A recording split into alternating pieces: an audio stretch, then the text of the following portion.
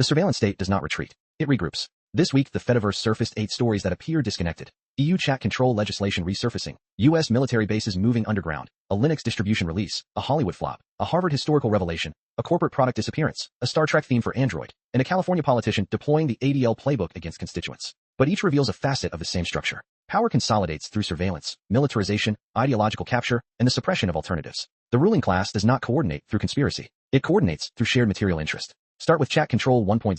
The European Commission's proposal to mandate client-side scanning of all private communications, originally defeated in 2023, has returned under a new commissioner, new branding, same architecture. The mechanism: force messaging providers to install scanning software on user devices that compares content against a database of prohibited material before encryption. The justification: child sexual abuse material. The effect: universal backdoor. The technical reality: once the infrastructure exists, the database expands. Terrorism, political dissent, union organizing, journalism. The EU's own legal service warned the original proposal violated fundamental rights to privacy and correspondence. The Commission proceeded anyway. When the Council rejected it, they waited, rotated personnel, rebranded, returned. This is not legislative persistence. This is class warfare. The capitalist state requires total information awareness to manage crisis. Financial instability, climate migration, labor unrest, imperial overstretch. Each generates political volatility. The solution is preemptive control. Client-side scanning achieves what mass wiretapping could not. It bypasses encryption without breaking it. The device becomes the informant. The user carries the surveillance node in their pocket. The cost shifts to tech companies. The legal liability shifts to users. The state gains perfect visibility.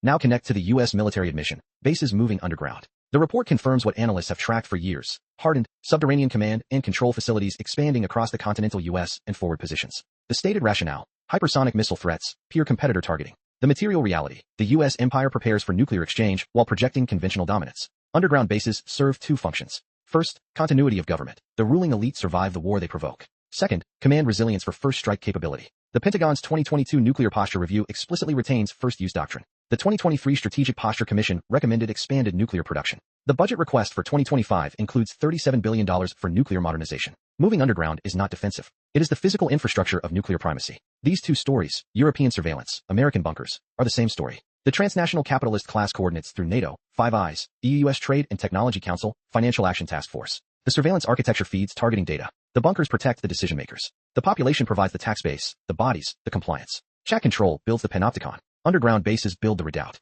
Both serve capital accumulation through militarized control. Harvard and the Third Reich. The historical research documents what liberal institutions prefer forgotten. Harvard's President Abbott Lawrence Lowell enforced Jewish quotas, welcomed Nazi officials, sent delegates to German universities after 1933, maintained exchange programs while Jews were purged, and honored Hitler's economist Hjalmar Schacht in 1935. The Crimson endorsed the 1936 Berlin Olympics. The Harvard Corporation included industrialists profiting from German rearmament. This was not aberration. It was class alignment. German finance capital needed international legitimacy. Harvard provided academic prestige. The same universities that now police speech on Palestine once polished the swastika. The institution serves power. The ideology adjusts. The ADL playbook deployed by California State Senator Scott Wiener completes the circle. Confronted by constituents over his support for Israel's genocide in Gaza, Wiener invoked anti-Semitism, the ADL's standardized deflection. The Anti-Defamation League, founded to defend Jewish civil rights, now functions as the enforcement arm of Zionist ideology within U.S. politics. Its working definition of anti-Semitism equates criticism of Israel with Jew hatred. Its campus surveillance targets pro-Palestine students. Its police training programs import Israeli occupation tactics. Its legislative templates criminalize BDS. Wiener, a Democrat in a safe blue seat, chooses the ADL script over his voters. Why? Because the Democratic Party is not a vehicle for popular representation. It is a gatekeeping institution that channels dissent into manageable forms. The ADL provides the ideological discipline. The politician provides the legislative service. The donor class provides the reward. Supergirl 2026 posting worse opening numbers than Morbius, a film that became a meme for failure, reveals the cultural industry's exhaustion. Warner Brothers Discovery spent $300 million production, plus $150 million marketing on a character nobody asked for, in a universe audiences rejected, starring an actor the studio forced through reshoots and rewrites. The flop is not creative. It is structural. The entertainment conglomerates, Disney, Warner, Paramount, Universal, are financialized assets stripped for shareholder return. They produce not culture but content, algorithmically optimized, focus grouped, franchise extended intellectual property. The writers' strike, the actors' strike, the VFX unionization, all were crushed or co-opted. The product degrades. The audience flees. The stock price demands growth. The executives extract bonuses. Morbius failed because Sony chased MCU adjacency without understanding why MCU worked. Supergirl fails because Warner chases IP exploitation without understanding why Superman worked. The commodity form consumes its own use value. Maggie IA-10 releases. A community-driven Linux distribution, forked from Mandriva in 2010, maintained by a non-profit association, elected governance, no corporate owner. It ships with Plasma, GNOME, X. It supports Secure Boot. It runs on hardware from 2010 to 2024. It asks nothing. It gives everything. This is the counterstructure. The Commons. The GPL enforces reciprocity. You cannot enclose what the license keeps open. Maggie IA survives because users become contributors. The labor is voluntary, but the product is universal. No telemetry. No forced updates. No AI scraping. No subscription. The same week chat control returns, Maggie IA releases. One builds the cage. The other hands you the key. The brand Portal case vanishing. A limited edition Steam Deck accessory themed after Valve's Portal. Pulled without explanation. Refunds issued. Communication severed. Illustrates corporate enclosure of fan culture. The brand built its brand on anti-marketing, edgy, self-aware, community fluent. The Portal case was a love letter to Valve's universe. Then Valve's legal team likely intervened.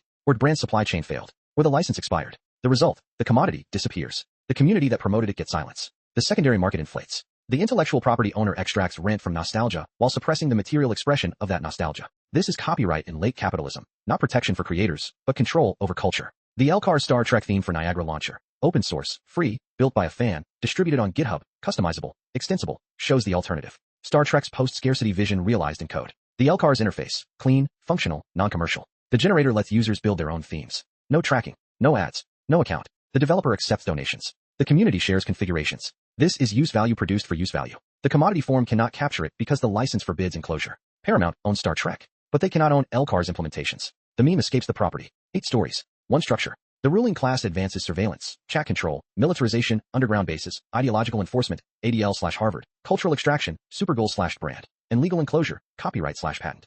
The working class, users, workers, students, fans, developers, resist through encryption, open source, historical memory, direct confrontation, and the commons. The materialist analysis does not moralize. It identifies interests. The capitalist state cannot tolerate private communication because private communication enables organization. It cannot tolerate above-ground vulnerability because nuclear war is the ultimate enforcement of capital's global order. It cannot tolerate historical truth because truth exposes the continuity between liberal democracy and fascism. It cannot tolerate cultural autonomy because culture is a site of ideological reproduction. It cannot tolerate the commons because the commons demonstrates production without profit. Counter-arguments deserve engagement. The liberal technocrat says, chat control includes safeguards. The database is hashed. The scanning is local. The oversight is judicial. Response. The infrastructure is the danger. Once deployed, mission creep is inevitable. The UK's Online Safety Act began with child protection. Now it threatens end-to-end encryption globally. The US FISA 702 began with foreign targets. Now it queries Americans' communications without warrants. The EU's Data Retention Directive began with terrorism. The European Court of Justice struck it down twice. The Commission reproposes. The pattern is structural. The realist says, underground bases are prudent deterrents. Hypersonics change the calculus. Continuity of government ensures stability. Response. Deterrence requires credibility of retaliation, not survival of leadership. The bunkers enable first strike thinking. The 2023 Strategic Posture Commission explicitly recommended capabilities to hold at risk hard and deeply buried targets, meaning the U.S. plans to destroy others' bunkers while building its own. This is not stability. This is counterforce doctrine. The trillion-dollar modernization buys instability. The Zionist liberal says, ADL fights anti-Semitism. Criticism of Israel often masks Jew hatred. Weiner represents his district. Response. The ADL's own staff resigned over its Gaza stance. Its definition of anti-Semitism was drafted by a pro-settler activist. Weiner's district includes large Arab and Muslim populations he ignores. The anti-Semitism charge deploys selectively, against left Jews, against Palestinians, against black activists. Never against right-wing Christians who support Israel for apocalyptic theology. The instrument serves empire, not Jews. The cultural critic says, Supergirl fails because audiences are fatigued, not because capitalism. Morbius failed because it was bad. Response. Fatigue is manufactured. The MCU produced 33 films and 12 series in 15 years. The content treadmill exists to service Disney Plus subscriber metrics for Wall Street. Quality is irrelevant to the business model. The flop is the system working as designed. Extract value, discard asset, write off loss, repeat. The open source skeptic says, Maggie IA is niche. Linux desktop share is 4%. Normal people want convenience. Response. Android runs Linux. Chromebooks run Linux. Servers run Linux. The internet runs Linux. The commons won the infrastructure layer. The desktop is the last frontier. Maggie IA matters because it proves non-capitalist production works at scale. The 4% is growing. The Steam Deck runs Linux. Valve funds Proton. The enclosure fights back, but the commons advances. The conclusion is not hope. It is orientation. Power reveals itself in these 8 stories. The surveillance state rebuilds its mandate. The military state hardens its redoubt. The ideological state polices its boundaries. The cultural state extracts its rent. The legal state encloses the commons. Each advance meets resistance. The resistance is fragmented, under-resourced, often defensive. But it exists. In the developer maintaining Maggie IA. In the activist confronting Weiner. In the researcher documenting Harvard. In the user refusing client-side scanning. In the fan building Elcars. The task is connection. The surveillance fighter must talk to the anti-war organizer. The Palestine solidarity activist must talk to the open-source developer. The cultural critic must talk to the labor historian. The class analysis provides the map. The material interests provide the compass. Chat control returns because the EU fears the next uprising. Bases go underground because the Pentagon plans the next war. Harvard's past resurfaces because the university serves the same master. Weiner deploys the ADL because the lobby enforces the consensus. Supergirl flops because the culture industry eats itself. The brand disappears because IP law serves capital. Maggie IA releases because the commons persists. Elcar spreads because the vision escapes. Organize accordingly. Encrypt everything. Support the comments. Confront the enforcers. Remember the history. Build the alternative. The ruling class has its bunkers and its backdoors. We have each other. And the code. And the truth. That is enough to begin. End of analysis.